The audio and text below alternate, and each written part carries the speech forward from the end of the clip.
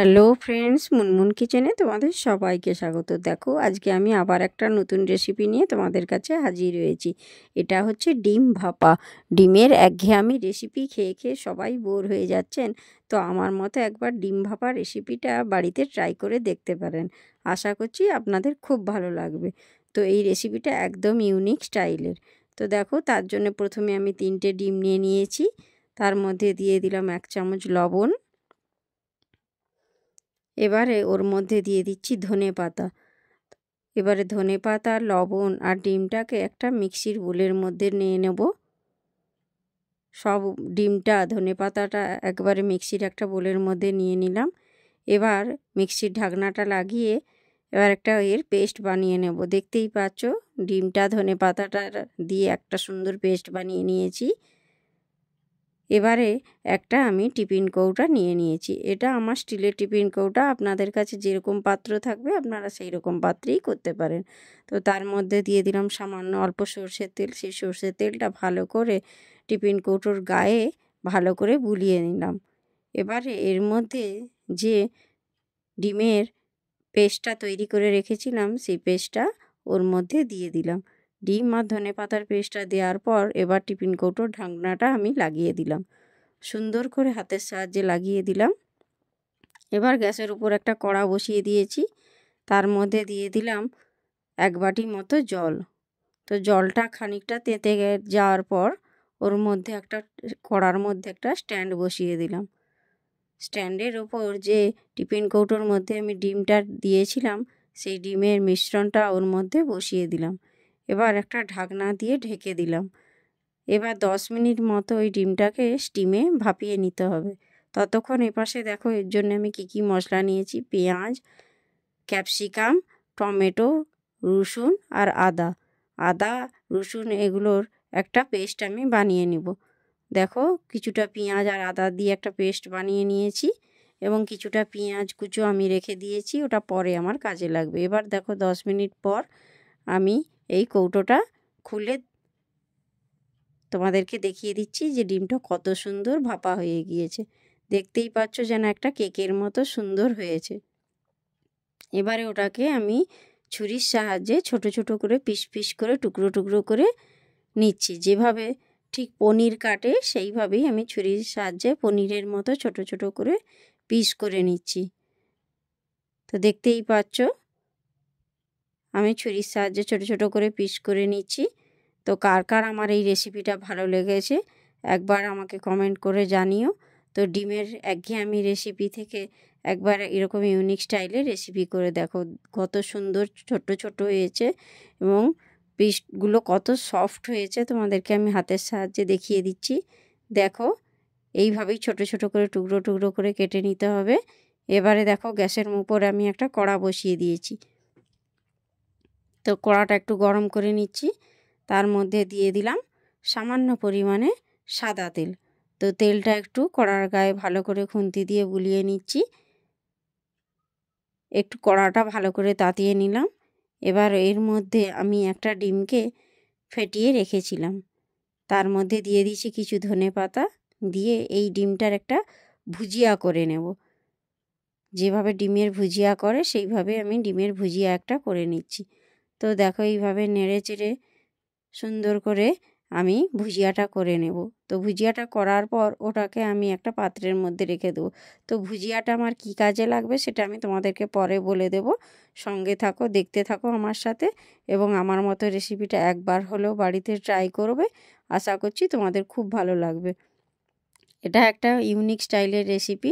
আমি আমার ঠাকুমার কাছ থেকে এই রেসিপিটা শিখেছিলাম। সেই রেসিপিটাই আমি তোমাদের সঙ্গে শেয়ার করছি।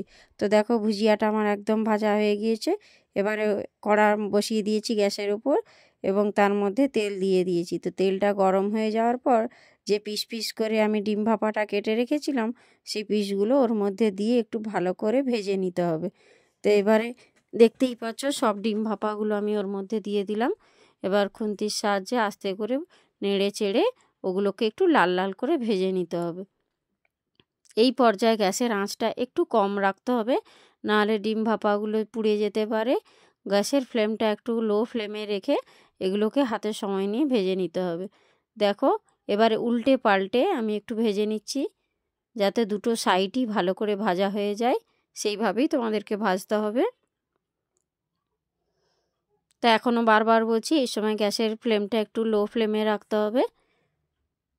এইভাবে ভালো করে ভাজা হয়ে গেলে তারপর ওগুলোকে তুলে আমি একটা পাত্রের মধ্যে রেখে দেবো। কড়াতে দেখো এখনও যথেষ্ট পরিমাণে তেল রয়েছে, দেখতেই পাচ্ছ মোটামুটি ডিম ভাপাগুলো আমার ভাজা কমপ্লিট হয়ে এসেছে। এবারে ছান্তার সাহায্যে তুলে তুলে আমি একটা পাত্রের মধ্যে রেখে দিচ্ছি।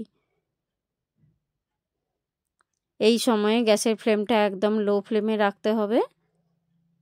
তো কার কার আমার রেসিপিটা ভালো লেগেছে একবার একটু লাইক কমেন্ট শেয়ার করে জানিও, এবং আমার মতো রেসিপিটা একবার হলেও বাড়িতে ট্রাই করবে। তো আশা করছি তোমাদের নিশ্চয়ই ভালো লাগবে। দেখো আমি কড়াতে এখনও পর্যন্ত অনেকটা তেল রয়ে গিয়েছে, ওর মধ্যে আমি আবার অ্যাড করলাম সরষের তেল। তো এবার তেলটা একটু গরম করে নিচ্ছি। তারপর যে পেঁয়াজ কুচিগুলো ছিল সেই পেঁয়াজ কুচিগুলো ওর মধ্যে দিয়ে দিচ্ছি। তো কিছুটা পেঁয়াজ আমি পেস্ট করে নিয়েছিলাম আদার সাথে, আর কিছুটা পেঁয়াজ ছিল সেই পেঁয়াজটা আমি তেলের মধ্যে দিয়ে দিলাম। এবার ভালো করে পেঁয়াজটাকে একটু লাল লাল করে ভেজে নিতে হবে। তো পেঁয়াজটা যত ভালো ভাজা হবে মশলাটা তত সুন্দর হবে। এই সময় গ্যাসের ফ্লেমটা একটু কমিয়ে রাখতে হবে, নাহলে পেঁয়াজগুলো ধরে যেতে পারে। এবার এর মধ্যে দিয়ে দিলাম কিছু রসুন কুচো। পেঁয়াজ আর রসুনটাকে একটু ভালো করে ভেজে নিতে হবে, নাহলে রসুনের একটা কাঁচা গন্ধ ছাড়তে পারে। এই জন্য রসুনটা আর পেঁয়াজটাকে একটু ভালো করে কষে নিচ্ছি, নাহলে মশলার মধ্যে রসুনের একটা গন্ধ ছাড়বে। এই পর্যায়ে গ্যাসের ফ্লেমটা একটু লো ফ্লেমে রাখতে হবে। এবারে আমি দিয়ে দেব এর মধ্যে টমেটো কুচো। যে টমেটোগুলো আমি কুচো করে রেখেছিলাম সেই টমেটোগুলো ওর মধ্যে দিয়ে দিলাম। এবার টমেটোটাকে দিয়েও ভালো করে একটু নেড়ে চেড়ে টমেটোটাকে কষিয়ে নিতে হবে, যাতে টমেটোটা ক্রমশ ভাজা হয়ে যেয়ে গলে যায়। সেই পর্যায় পর্যন্ত ভাজতে থাকতে হবে। দেখতেই পাচ্ছ ভাজতে ভাজতে একটা সময় টমেটোটা প্রায় একেবারে গলে গিয়েছে।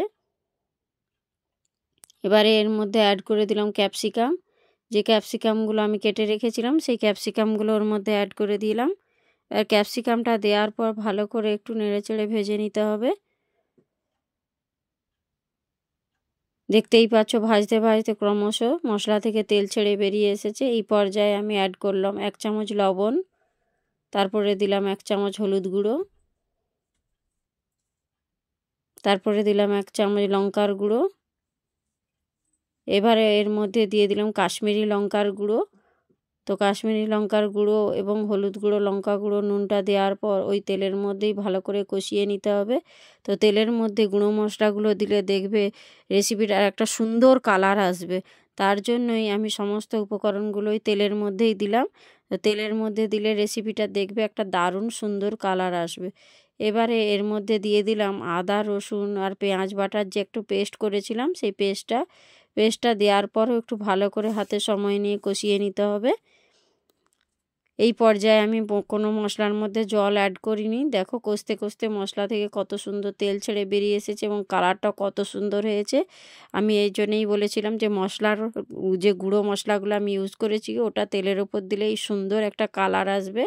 তো এবারে আমি জল দিলাম 1 বাটি মতো, ছোটো বাটির 1 বাটি জল দিয়ে মশলাটাকে একটু ফুটিয়ে নিতে হবে। তাহলে দেখবে মশলার কাঁচা গন্ধটা চলে যাবে। এবারে দেখো মশলাটা ফুটতে শুরু করেছে। 5 মিনিট মতো মশলাটাকে একটু ফুটিয়ে নেব। এই সময় খুন্তির সাহায্যে ভালো করে একটু নাড়িয়ে চাড়িয়ে নিতে হবে, নাহলে তলায় মশলাটা ধরে যেতে পারে। এবারে এর মধ্যে দিয়ে দিব ডিম ভাপা, যেগুলো ভেজে রেখেছিলাম ডিম ভাপা, সেই ডিমের ভাপাগুলো ওর মধ্যে দিয়ে দিলাম। তো দেওয়ার পর ডিম ভাপাটা দেওয়ার পর ভালো করে একটু ফুটিয়ে নিতে হবে। ফুটিয়ে নিলে ডিম ভাপাগুলো আর একটু ফুলে একদম নরম হয়ে যাবে, একদম তুলতুলে আর সফট হয়ে যাবে। তার জন্য 5 মিনিট মতো একটু ফুটিয়ে নিচ্ছি। দেখো ফুটতে শুরু করে দিয়েছে। এই পর্যায়ে এর মধ্যে অ্যাড করলাম ডিমের ভুজিয়াগুলো। যে ভুজিয়াটা আমি প্রথমেই তোমাদেরকে দেখিয়েছিলাম, ভেজে রেখেছিলাম, এবং আমি বলেছিলাম তোমাদেরকে আমি দেখিয়ে দেবো যে আমি ভুজিয়াগুলো কখন অ্যাড করব। তো দেখো এই পর্যায়ে এসে আমি ডিমের ভুজিয়াগুলো ওর মধ্যে অ্যাড করলাম। তো ডিমের ভুজিয়াটাকে দেওয়ার পরও 5 মিনিট মতো ফুটিয়ে নিতে হবে, তাহলে দেখবে রেসিপিটা অসাধারণ হবে এবং খেতেও দারুণ হবে। তো দেখো ডিম ভাপা রেসিপিটা আমার একেবারে রেডি, দেখতেও কত সুন্দর হয়েছে। তেমনি খেতেও কিন্তু খুব লোভনীয় হয়েছিল। এবারে এটাকে আমি একটা প্লেটের মধ্যে সার্ভ করে দিয়েছি। দেখতে পাচ্ছ কালারটা কত সুন্দর হয়েছিল এবং খেতেও কিন্তু সত্যিই লোভনীয় হয়েছিল এবং অসাধারণ হয়েছিল। কার কার আমার রেসিপিটা ভালো লেগেছে একবার লাইক কমেন্ট করো, শেয়ার করো। এরকম নিত্য নতুন রেসিপি পেতে আমার চ্যানেলটাকে সাবস্ক্রাইব করে নোটিফিকেশনটা অন করে দিও। আজকের মতো টাটা, বাই বাই।